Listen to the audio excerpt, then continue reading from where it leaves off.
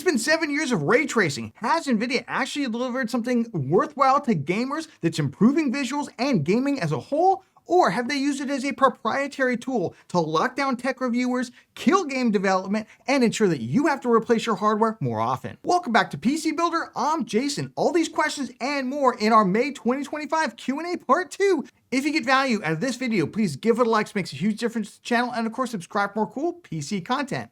Let's jump into it. All right, we got Mormon Dude asking, do I feel like ray tracing's justified its existence, or do you still think it's more of a gimmick in terms of being a feature in games? Blue Shadow, essentially same question. What are my thoughts on ray tracing and path tracing? Do I think these things should be in video games?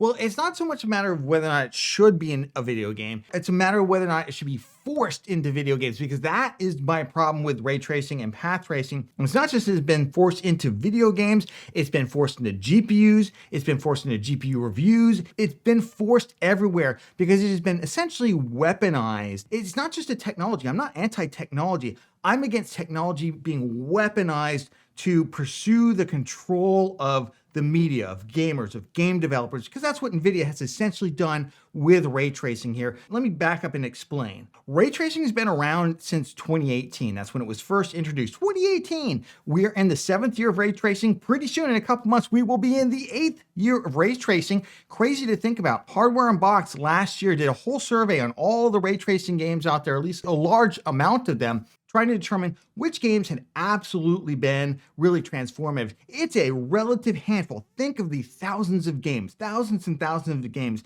that have come out in the last 8 years, and you come out with a handful of games that are ray tracing. Now, on the one hand, if ray tracing wasn't now required in a lot of games like Indiana Jones or even Doom, the new Doom game that just came out, that would be one thing. If it was just this optional toggle switch, I wouldn't care. And this is my same problem I have with multi-frame generation and NVIDIA trying to cram that down our throats next. What NVIDIA has done with it is they have weaponized this to control all those elements. Let's start off, for instance, let's just talk about game reviewers or tech reviewers. And this is not, I think, a fault of tech reviewers. I don't want to throw them under the bus. This is 100% NVIDIA's fault. And it's the culture of fear and compliance that they create with their marketing and with all this kind of stuff. Because to them, it's not just some cool technology that can enhance the lives of gamers and other people.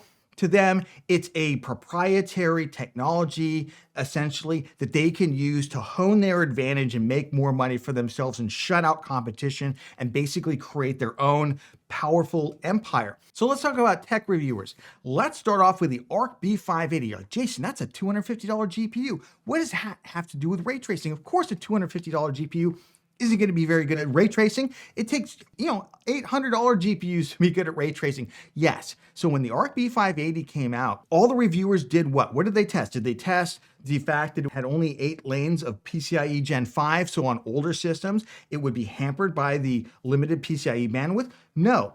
Did they test the fact that on older CPUs, it might be hampered because of CPU overhead? An issue that I admit I didn't think of either at the time. I was more focused on the PCIe Gen 3 versus 4 versus 5 with only 8 lanes on it. But did every single reviewer test the ray tracing capabilities of a $250 graphics card? Now think about this for a second.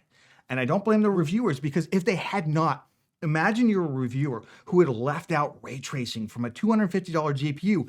First of all, you'd have all the NVIDIA fanboys, attacking you in the comments saying, oh, no ray tracing, this guy, you would have gotten blasted. So of course you're going to do it, because there's a culture created around this. It's expected.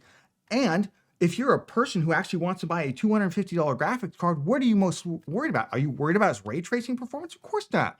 You're worried about, hey, is this going to work on my Ryzen 3600, on my, i7 9700K or something like that? That's what you're worried about. Is it going to work on my older hardware? Because you're probably a budget gamer.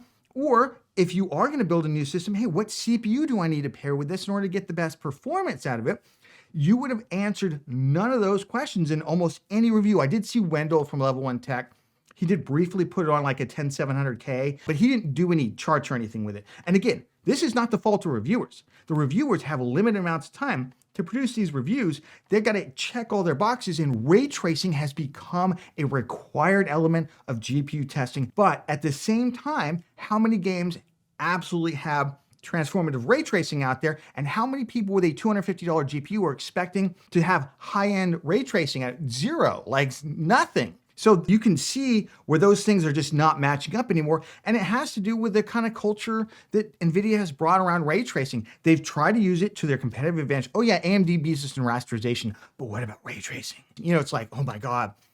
If you don't have ray tracing, they're basically continuously preying on the fear of missing out. FOMO from gamers.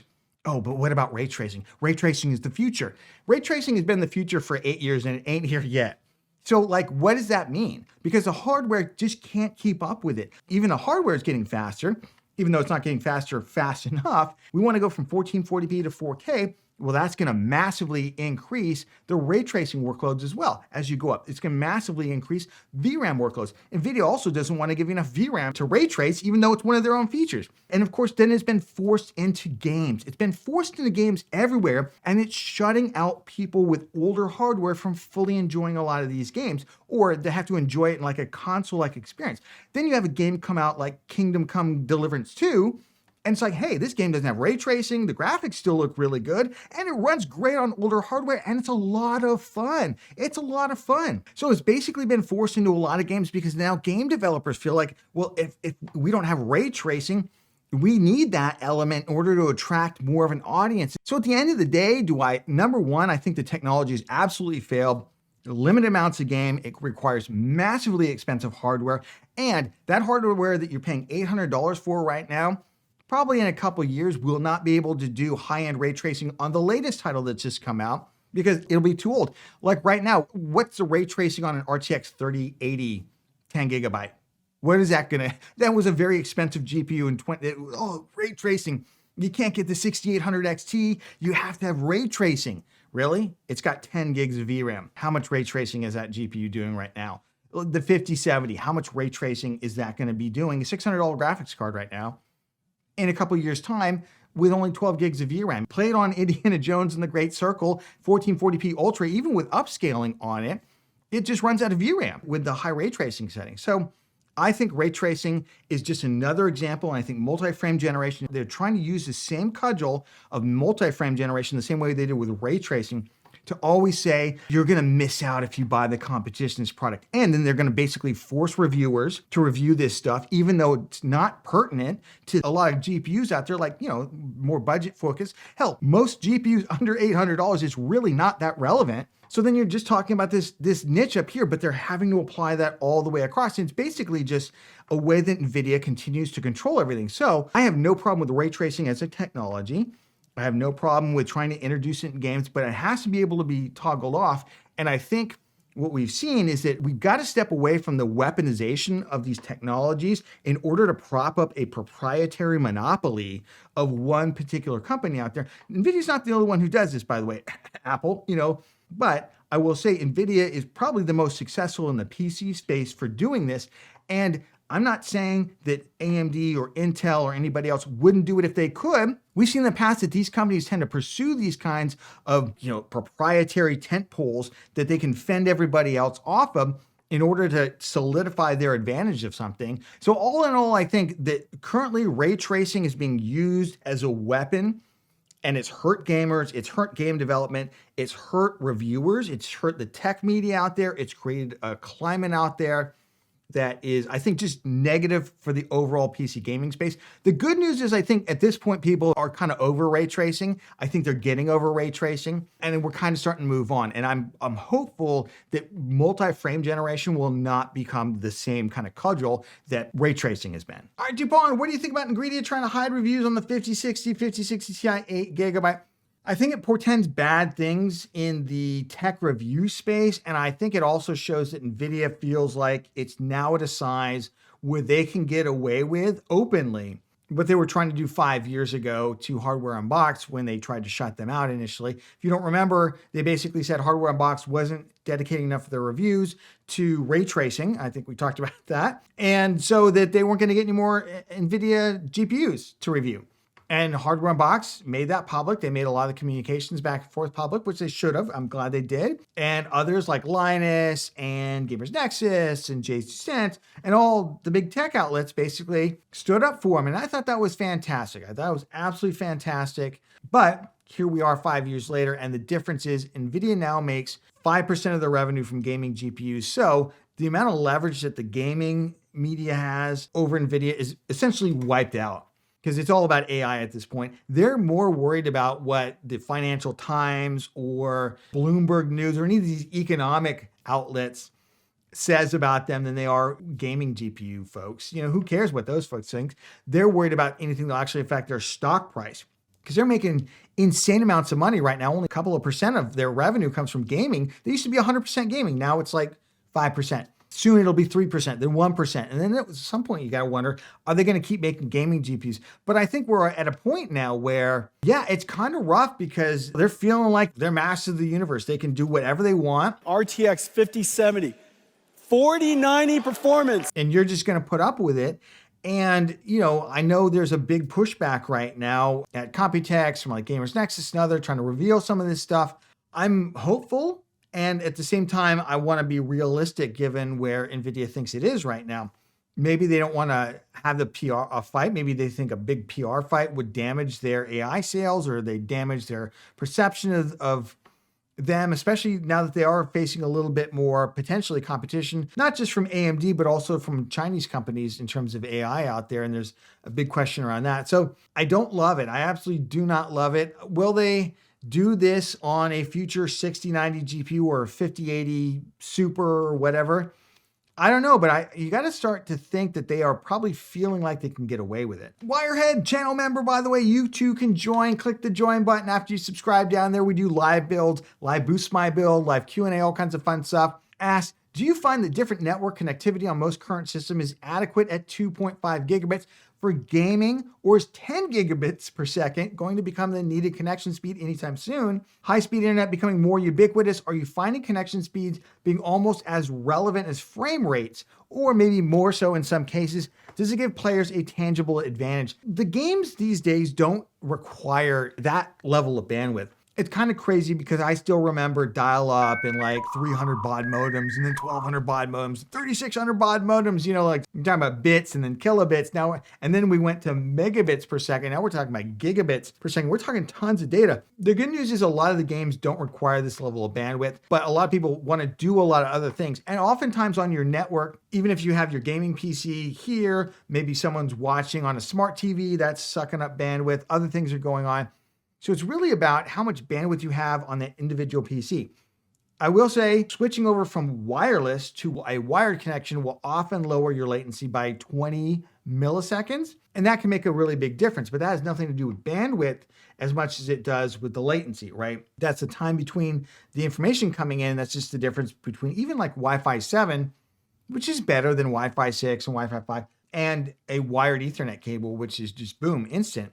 So I'd say the first thing I would do is switch over to wired Ethernet. Most internet home connections still are not more than a gigabit, if you think about it that way. And most Ethernet connections on the back of your motherboard typically come between 1 gigabit per second and 2.5 gigabits per second. So for most people, 1 gigabit is more than you need. And honestly, just to play a game, it's more than you need. So I wouldn't really worry about that. I'd worry more about like optimizing your local network, making sure that there aren't a lot of devices on it, making sure that your router's running up to snuff on it, and that you're having a wired connection if you absolutely can. If you're playing like, you know, single player titles and it just has to be connected to the internet or something like that, usually no big deal. This is mostly for like competitive multiplayer games, Rocket League and CS2, stuff like that.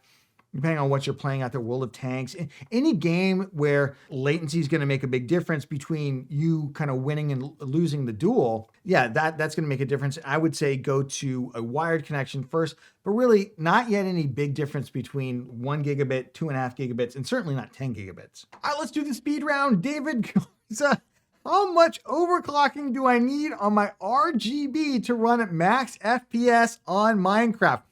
Well, you have to know, David, that RGB equals FPS. It's just absolutely science. It's just science. More RGB equals more FPS. This right here, this is good, but I could do better and get more FPS if I had more RGB going. Alien says, can you make a list of parts without a GPU, because people usually jump on whatever they get their hands on? Maybe 3 to 4 builds are suited for various GPU levels. Go check out our best builds for May. We usually do this every month. We did take a little bit of a break beginning of the year when the new GPUs were coming and things were somewhat in flux, but every month we do best builds.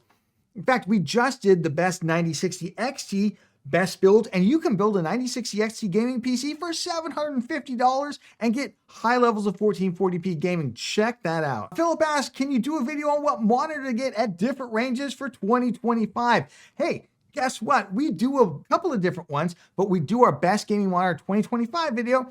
It came out earlier this year. I think those are still great picks. And in the video description of all of those, we go through and we stock check those. And if stuff goes out of stock, we switch out some of the recommendations on what we would pick right now, or if the prices change or something like that. So go check out our best gaming monitor 2025 video. We'll do one for 1440p, for OLED, for 4K, just like we did last year. And it's coming very soon. If you got value out of this video, please give it a like. It makes a huge difference to the channel. And of course, subscribe for more cool PC content. Join and become a member too.